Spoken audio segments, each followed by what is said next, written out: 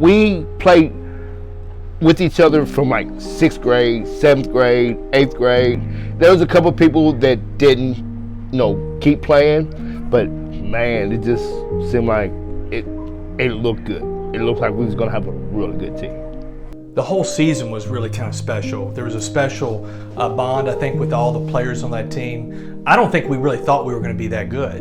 We wasn't like a real skilled offense or defense. What's the right word? We knew what our assignment was, and Coach French told us what we needed to do on the field, and we did it. That was it. Robbie Fiker was going to be a first-time quarterback. He'd never started a game before. I was his backup. I'd never started a game before. Nathan Beavin was my backup behind that, and he had never started a game before. We knew Chucky was good.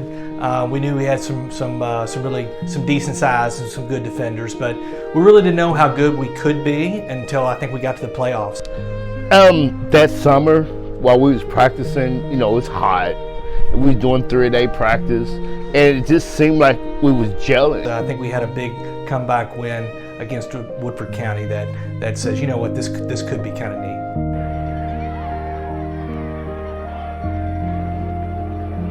I remember that game, Woodford County. We were down, but Coach French was like, I got them figured out. I think I know what they're doing offensively and defensively.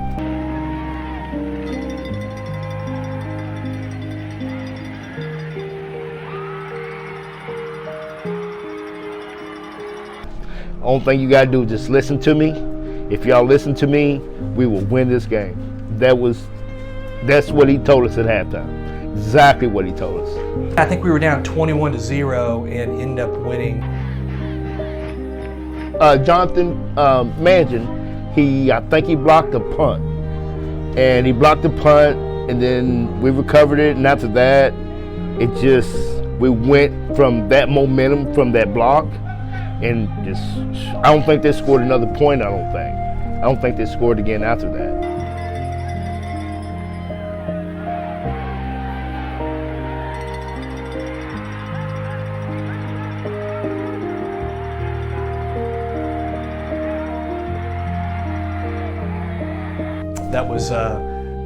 That was big to see our team hold together and to be able to take the next step.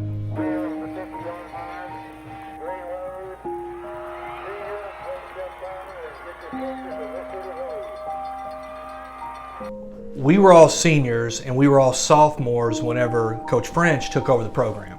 We were 2-9 the first season, 4-4 the next season, but every time we had practice, we broke her down on state champs. So you had to, Coach French taught us to believe in what our possibilities could be and to not be ashamed to dream. But he can get your attention, definitely get your attention. And if he will let you know if you do what he asks of you, you will succeed. You will definitely succeed if you just listen. We always knew he was working harder than we were. And we always felt that we respected Coach French because of the time that he put in to prepare us for Friday nights. It was just the type of kid that we had that was playing, and it didn't matter who got all of the notoriety or anything. It was just a team effort, and everybody had a role to play.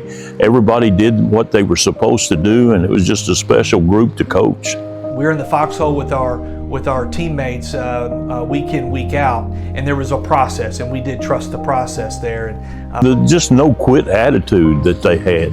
It didn't matter whether they were ahead by 40 or they were behind by 20. They weren't going to give up. And I don't remember any of the wins. I just remember the games we lost. The first loss of the season was against LaRue County, and we had the ball on the goal line and turned it over, and we could have won that game. Our second loss was against Central Hart. And we had some injuries, and we had to, shuffle some people around. And be all the way honest with you, I think Robert Rowan, our fullback, would have probably been the leading rusher. But we had to move him from fullback to on the line. And I think it was a one-score game, and we just ran out of time. and couldn't score. But to say that there was a moment or a turning point or a challenge in that season, I don't really remember that. I mean, those losses were tough, but we rebounded from those. And like I said, we went from 2-2 to winning out until the final game of the season. We started off the season a little bit, tough, but we had some injuries, but they overcame those injuries and they kept working and they kept getting better each day, and each week that we got a little better and we started winning, and the next thing you know, we're standing in the playoffs ready to go. We won together, we celebrated together. If we lost, we mourned together, and I think that was really a special part of that team. You want your last game to be, well, when we played, it was Cardinal Stadium. Our kids were excited about making the state playoffs and advancing to the state championship game, the first time in Meade County history that we've ever gotten that far. And we just come off a real emotional win against Bowling Green. Our defense, kept them out of the end zone, and we run the clock out and we win the football game. So it got to advance to the state championship game, and what a thrill that was. I mean, it was a thrill as a coach, as a player. They had to be thrilled, and then the fans, the Greenwave Nation, was unbelievable. I think the joke was we didn't know who turned the lights off in Meade County because the crowd was so big. Just that sense of community was super, super special, and you felt a little bit of a responsibility to measure up to that. We had fans that followed us all the way down, I think, to 1638, I think, and that it was more about getting there than actually once I got on the field, because we're just a little town of Meade County, and to have that kind of support, it was awesome. The school is the center of everything, and it makes that community thrive. Of course, when we went to the state championship game, we dressed out the freshman team, so it looked like we had a decent numbers on our team, which like 48.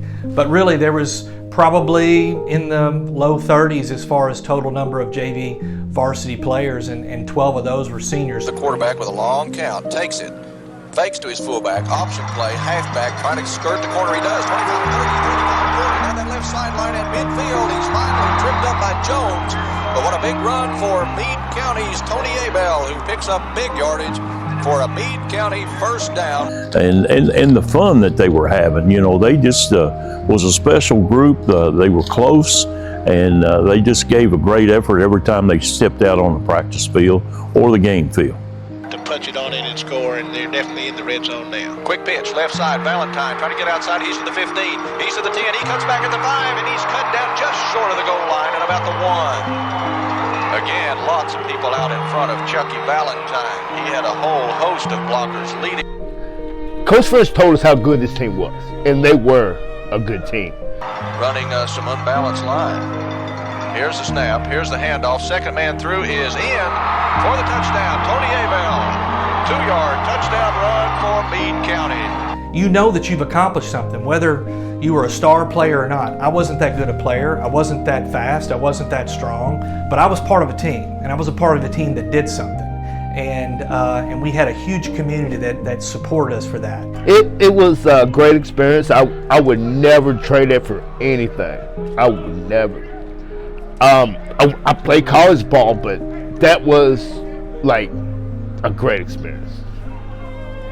And I got to spend 15 special years at Meade County, made a lot of friends, and just a special time. We don't have to say it. We know that we were on that team together, and that is a special bond that we have, and the fact that we don't need to say a word. We know that we were part of something.